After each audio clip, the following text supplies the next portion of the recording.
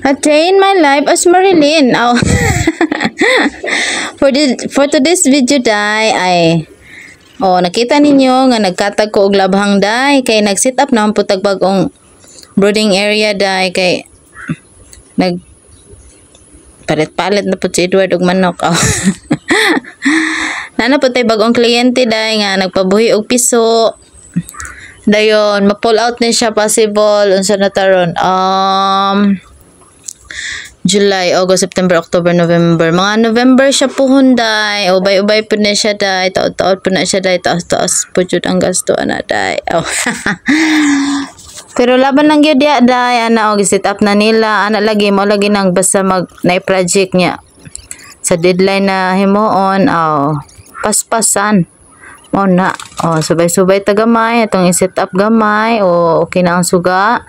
Atong butangan og newspaper kay ana man na siya.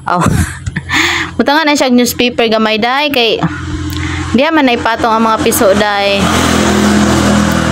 Ana na siya pag plaster day. Kay diha man iyabo ang mga feeds pa kay di pa man na sila kabalo mag kaon kay bag-o pa man na sila day. Mga basta paghatod ana diri sa mo aday ko ana siya mo na ilang gitawag a day old pullets mo ana na siya day. So kung kinsa tong gusto nga magpabuhi og piso diya day or magpabuhi para magpalit og ready to lay nga mga chicken day, i-message lang ko day ay murag correct. Ana siya do daghan na sila diha nabilar na sila kataod-taod nanugo din nagkape.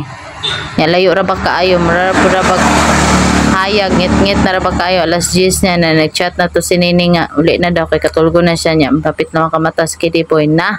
So muna na siya ang setup dahil na siya newspaper, so muna na siya ang wala pa yung newspaper. Ano rin na siya kasayon pero kapoy siya. Muna siya ang permeabalan ang init.